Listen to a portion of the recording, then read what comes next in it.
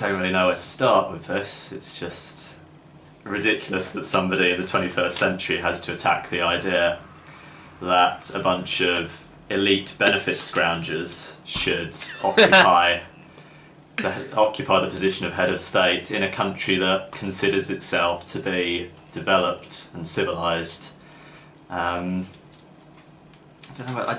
I just don't know where to start, really. I mean, so hark back to the Queen's Jubilee, or the royal wedding, or the birth of Prince George.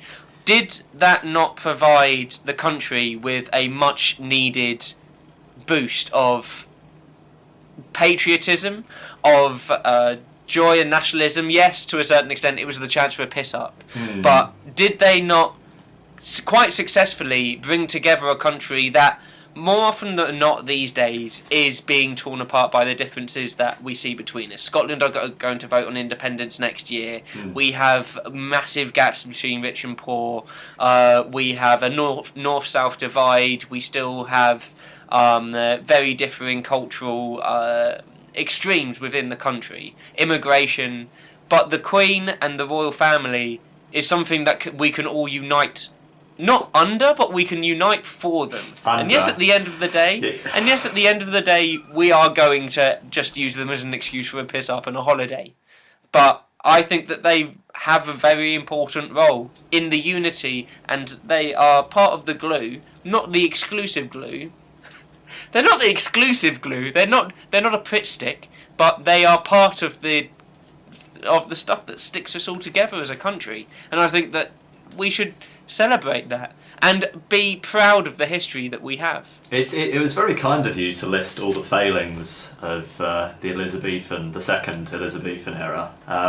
It's interesting that people always attribute unity to the royal family, and yet they never seem to attribute the disunity of the royal family, and presumably depending on one's... So go on, why would they cause disunity? Why would they cause disunity? Because they're a symbol of inherited privilege, which allegedly is what we've been trying to combat for the past. Oh yeah, but that's not what they are perceived as. So how is it that they can be a symbol of national unity, of what it is to be British, although that's very dubious within itself, but they're not also a symbol of national backwardness and imperialism and the sort of the past that Britain has tried to cling on to. And so would you rather have an elected official in her place? I almost don't see the need for an official head of state in the sort of presidential sense that Ireland, for instance, has. I'm not entirely sure I see the point of it, and I'm not convinced that you couldn't have a constitution that doesn't require... So the Queen has never once politically used her political power. And quite rightly, it really depends what you mean by power. But she's never actively used it in a political sense. Whereas if we were to have a head of state, I know that you're not arguing for a head of state, but that's invariably we'd have to have a head of state. Why? Why would we need a head of state? Because that's how government works. So you just have the Prime Minister, and that's that. I don't see why you'd need one. I mean, maybe there's a constitutional lawyer who could correct me on this point, but I doubt very much that you know the reason why we'd need a president. All I think is that when the president comes, he meets with the head of state, and a lot of why can't they just meet with the Prime Minister then? I know. I don't know. And to be fair, I don't have an answer for that. So let's move swiftly on. I think that they fulfil the role not fantastically well. Obviously, Charles is going to be a bit of a knob, but he'll be gone soon. Most of what you've said so far, I think, has been mostly an argument in opposition to what you're trying to say. I mean, you basically just admitted there that you don't agree with the principle of hereditary. You don't. Oh no! We'll tolerate him for a few years, and that's all we'll have to do. Why don't we just get rid of them? What's the need to tolerate them? Because you say they are a constant symbol abroad of what the UK is. No, they're a constant symbol abroad of what the UK was. The UK, like, the UK has changed so much in the, was it 60 odd years that Elizabeth has reigned. It is 60 years, isn't it? Yes. Yes. Well done for remembering. It doesn't really matter to I'm me. surprised you don't have it on the back of your hand. How long she's been sitting there. I just don't think she or her family should be sitting there anymore. But yeah, it's changed so much, and the fact is she's a symbol of, you know, Christianity, of divine right, of, as I said earlier, imperialism, and she doesn't represent what Britain is like today. Then why do most people in the UK disagree with you and want to keep the royal family? I don't think most people. I would agree that I think there's a small proportion of people. Like, I looked through the statistics of a YouGov poll. I think in the wake of the Jubilee, it was. Yeah. And there's about like 30% of people who are really ardent royalists, and then there's people who are very slightly in favour of it. They're just enough in favour of it not to want to abolish it, and that accounts for, presumably, you said the statistic of 75, so it's presumably a similar amount of people who are sort of just about positive on it, and then the rest of the people are either indifferent or they actively want to get rid of it. So there we go. But you're discrediting the fact that it's still the majority of people who want to keep this system that is outdated and that you say represents the backwardness of our country. Whether or not you like that statistic, and you can try and discredit it as much as you like, most British people are quite happy for the Queen to stay there. And it's a system that works very well. Her ceremonial job is performed well. In what sense? In what sense does it perform well? Because she. What do you have it to compare to? So something like a president.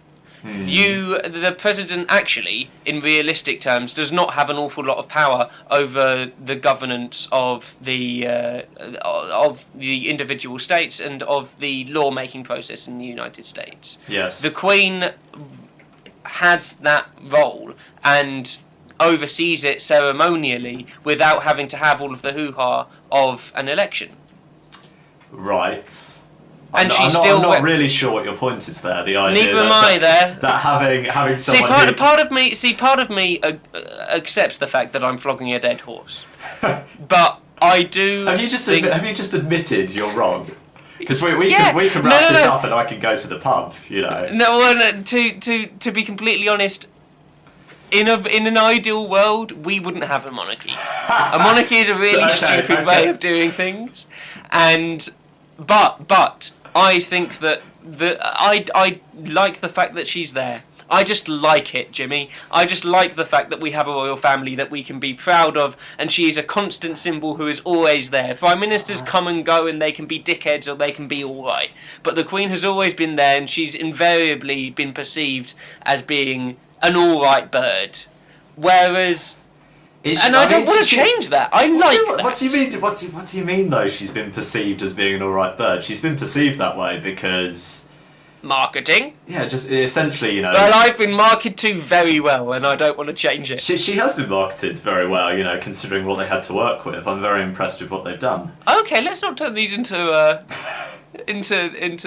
character attacks on Elizabeth Royal. I think it inevitably has to be a character attack of some sort, because if those people had any principles about them, they would have abdicated. So seriously, I'm not joking with that, but I just don't see what, as I said, it kind of. They take a huge amount of money, and we can argue about how much money they bring in terms of tourism and in terms of just general trade. See, I haven't even touched on that. You're welcome. But to be honest, I don't think you'd be on very solid ground there either, because the truth is nobody really knows how much money they generate, because it's never been tested how much money the country would generate if they weren't there, and I suspect it would be a very similar amount. Can we just agree that I am in favour of a stupid system, and you are in favour of getting rid of something that people like? Can we accept that and then move on with our lives? that we are both flawed in our opinions. If people like it, they're very welcome to pay for it themselves, but I don't want the state... We do pay for it ourselves! No, I don't want the state backing it. I don't want it Then go to the US if you don't want to have... So now this is the line of argument we're going down. If you don't you're saying you don't like the governmental system that we have, and so I'm like, well, there are others. Well, if you said like, oh, I don't like the fact that 2 years ago gay marriage wasn't legal in this country, and I said, well, just fuck off to France or wherever it was legal at that point, Denmark or Well, no, okay, continue to fight your fight, and I will continue to oppose you. But you don't. It doesn't sound as though you have any principle. I don't. I know that there is no logic in there is no logic in the opinions that I have on this particular topic. I know that it is a stupid system, but I like it and people like it, and I think that they do a very good job of representing us, and I'm quite happy to be under a queen. I don't think they do. And it's a nostalgia that I have. They do a good job representing us at all. I think that we would lose something from our proud and good history if we got our proud history of going across to foreign places and subjugating them. That wasn't all bad. I don't disagree that the British Empire wasn't all bad, but if you're going to ascribe all these good qualities to the Queen, you also had to let her take up the bad ones that she undoubtedly represents as well. No, she's lovely. I can see I'm not going to make a lot of headway here. The last thing I will say, actually, and I think the major improvement that we could have if we abolished the monarchy is it would finally allow us to write a proper constitution, which... Do you think that we need a proper constitution? Quite seriously. Absolutely. I mean, we were talking earlier about internet censorship, and I'm not saying constitutions are cast iron guarantees against the government fucking with people, because... if you look at the US right now, that very clearly isn't true. That very clearly doesn't hold up. What I would say is it's a better guarantee of, enshrining rights and ideas than having a queen who allegedly does something and then also allegedly doesn't really do anything. So I don't like the idea of a constitution because it means that our laws can be less fluid. And you see in the US people using the excuse that something is unconstitutional and then completely grinding the political process to a halt. I think that a constitution is a lovely idea, but the fact is countries change. And you can see that with just a couple of months ago, I can't remember the name of the court, the High Court in the US ruled that banning gay marriage... Supreme Court. Yes, the Supreme Court ruled that banning gay marriage was unconstitutional. So it's not purely, we managed to get there without a constitution things. As well. They're also managing to block the gun reform laws because they're seen as unconstitutional because of a stupid clause in the Constitution that was relevant however many years ago and isn't anymore. I think those are the dangers of having a Constitution. Look, given how many other clauses in the Constitution have been sullied one way or the other, it's not a serious point to say that just because it's in the Constitution, that's why it's been protected. The reason that the gun laws haven't changed is because there's still a huge amount of support for having guns. That's the reason guns are still allowed in the US. the excuse that is being used and the fight that is mainly being used is the fact that it is in the Constitution as an American right. But that's an infinitely better way to start a conversation than saying, oh well, we have a royal family, we have these conventions, and it's all a bit. We have a Privy Council, and it's all a bit mysterious and mystical, and no one really understands it all that well, and therefore, in this country, we essentially, if enough MPs are elected, we have an elected dictator, and you could say the same thing about the president in the US, but the way the US system is structured has far more checks against power than our system is structured, and that's partly because the Queen's still there. If you abolish the monarchy, you could have very serious. Don't reform. you think that there are checks and balances against us having somebody like Hitler because we have a monarch? And I've No. just used the Nazis as an example, and I know that as soon as you use the Nazis as an example, you lose the God, argument. Godwin is very upset with you. But having somebody ceremonial and symbolic at the top of our government like that means that we are less likely to have a tyrannical government. Well, don't you think? how familiar are you with Hitler's path to power? Since you've got elected. He did get elected, but do you seriously think that if a figure... Well, do you think if a tyrannical figure who was charismatic and had a lot of support at grassroots level, do you think if they were making their way up the steps of power, do you really think a monarch would provide a serious challenge to them? So I take your example and I raise you the King of Spain, who paved the way to democracy after Franco, and he was expected to be the next... Well, the transition to another tyrannical power, and he helped there to be a democratic change in the country. I'm not saying it's impossible. Nation. It's impossible for monarchs to do good things, but it's almost entirely at random because they're not accountable in any sense. No, but if I don't like something the Queen does, I've no power to dispose of her before she dies, and that's a very serious problem for an official. An official that is as high-ranking as her. High-ranking, but with very few actual powers. But with very significant amount of influence. This is the distinction. Yes. Right. Okay. We're fighting like rabid animals at the moment. I think we should leave it there. Well, actually, I managed to get something more sensible out of you than I just like her, so I think I should be credited with both sides of the argument this time. I think you probably should, and I am tired. Alright, Jazza's being a bitch, so we're going to call it a day, and in the next episode we will be reviewing whatever is in the news, but if you want to subscribe I promise to do a better job at the debate next time. Bottle gyms and the world out of sea. Meet the trees and unsuch fun. We used to dance, so take a chance. I lost my mind to young romance. Yeah, I don't mind, I got it back. Half the time I'm waiting for a second chance. Half the time I'm glad I feel alright.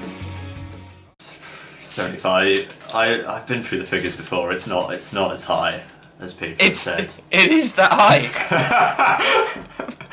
You can't. No. Let's set it out now. You are not allowed. I'm not generating made-up statistics. It was a YouGov poll that showed that 75% of people were happy for to be a continued royal family, and for Charles to be the king. Look, that makes it sound as though people are like, "Yay, royals, Windsors." We are, yeah, we do go, "Yay, royals." No, we do go, "Yay, royals." Did you see? We're talking over each other.